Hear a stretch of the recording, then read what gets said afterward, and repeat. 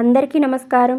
Welcome to Rama home kitchen. Rakhi ఫెస్టివల్కి 1 cup రవ్వతో చాలా సింపుల్గా ఈజీగా చేసుకునే టేస్టీ స్వీట్ని మీకు చూపిస్తాను. చాలా రుచిగా ఉంటుంది. మరి ఎలా చేయాలో చూసేద్దాం రండి. ముందుగా 1 కప్పు ఉప్మా రవ్వ తీసుకోవాలి. దీన్ని సూజీ రవ్వ అని కూడా అంటారు. ఇప్పుడు పాన్ పెట్టుకొని అందులో 1 కప్పు నెయ్యిలో నుంచి 1 టేబుల్ స్పూన్ నెయ్యి పక్కన పెట్టి మిగిలిన నెయ్యి వేసుకోవాలి. నెయ్యి కొద్దిగా వేడయ్యాక 1 కప్పు ఉప్మా రవ్వ వేసి రవ్వ నెయ్యిలో బాగా కలిసేలా కలుపుతూ మీడియం ఫ్లేమ్లో చక్కగా వేయించుకోవాలి. రవ్వ మంచి సువాసన వచ్చే వరకు నెమ్మదిగా వేయించుకోవాలి.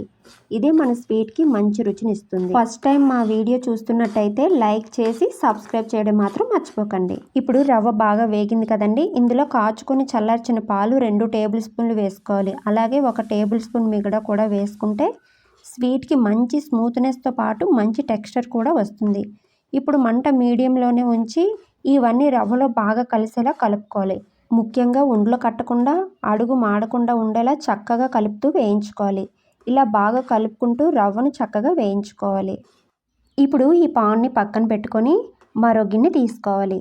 ఇందులో 1 కప్పు సూజీ రవ్వకి 1 కప్ పంచదార వేసుకొని అరకప్పు నీళ్లు పోసి మీడియం ఫ్లేమ్లో పంచదార కరిగేలా ఉంచాలి. ఒక పొంగు వచ్చిన తర్వాత మరో 2 నిమిషాలు ఉడికితే సరిపోతుంది. మరి తీగ పాకం వచ్చే అవసరం లేదు. లైట్గా పాకం వస్తే చాలు. ఈ స్వీట్ని పంచదారతోనే కాకుండా బెల్లంతో కూడా చేసుకోవచ్చు. ఇప్పుడు ఇందులో 1/2 టీ స్పూన్ యాలకుల పొడి వేసుకొని బాగా కలుపుకోవాలి. పాకం సరైనదా లేదా చూడాలంటే కొద్దిగా పాకం తీసుకొని 2 వేళ్ల మధ్య పెట్టి చూస్తే లైట్గా అంటుకుంటే చాలు. ఇంతకంటే ఎక్కువ పాకం రావాల్సిన అవసరం లేదు. ఇప్పుడు తయారైన పాకాన్ని ముందుగా వేయించుకున్న సూజీ రవ్వలోకి కొద్ది కొద్దిగా వేస్తూ బాగా కలుపుకోవాలి. ఒకేసారి మొత్తం పాకం వేయకుండా కొంచెం కొంచెంగా వేసుకుంటూ కలిపితే రవ్వలో పాకం చక్కగా కలుస్తుంది. ఈ సమయంలో మంట మీడియం ఫ్లేమ్లోనే ఉంచుకోవాలి. లేదంటే అడుగును మాడే అవకాశం ఉంటుంది. ఉండలు కట్టకుండా నిరంతరం కలుపుతూ ఉంటే మనకి చక్కటి స్మూత్ కన్సిస్టెన్సీ వస్తుంది. అలా మీడియం ఫ్లేమ్లో సుమారు 10 నిమిషాలు కలుపుతూ ఉడికించుకోవాలి. ఇప్పుడు ముందుగా పక్కన పెట్టుకున్న మిగిలిన నెయ్యి కూడా వేసి బాగా కలుపుకోవాలి. నెయ్యి వేసిన తర్వాత స్వీట్ పాన్కి అంటుకోకుండా విడిగా రావడం స్టార్ట్ అవుతుంది. మిశ్రమం అంతా ఒక దగ్గరగా వచ్చి పాన్కు అంటుకోకుండా ఉంటే కన్సిస్టెన్సీ కరెక్ట్గా వచ్చినట్టే. కొద్దిగా చేతిలోకి తీసుకొని ఉండలా చుట్టి చూస్తే చక్కగా ఉండ వస్తే మన స్వీట్ రెడీ అయినట్టే. ఇప్పుడు ఒక ప్లేట్ తీసుకొని దానికి కొద్దిగా నెయ్యి రాసుకోవాలి. ఇలా నెయ్యి రాసుకుంటే స్వీట్ ప్లేట్కి అంటుకోకుండా ఈజీగా వస్తుంది.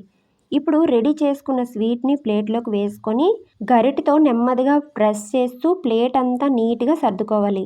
ఇలా సర్దుకున్న తర్వాత స్వీట్ ఆరడానికి కొంచెం టైం పడుతుంది. ఇంత టైం పడుతుందని ఖచ్చితంగా చెప్పలేం. స్వీట్ బాగా ఆరిన తర్వాతే మనం కట్ చేసి సర్వ్ చేసుకోవాలి. ఇప్పుడు పైన మీకు నచ్చిన డ్రై ఫ్రూట్స్ ఏమైనా వేసుకోవచ్చు. నేను ఇక్కడ జీడిపప్పు, బాదం, వాటర్ మిలన్ సీడ్స్ వేస్తున్నాను. మీకు నచ్చిన డ్రై ఫ్రూట్స్ ఏమైనా వేసుకొని బాగా సెట్ చేసుకోవచ్చు. చాలా ఈజీగా చేసుకోగలిగే ఈ టేస్టీ స్వీట్ని మీరు కూడా తప్పకుండా ఒకసారి ట్రై చేసి చూడండి.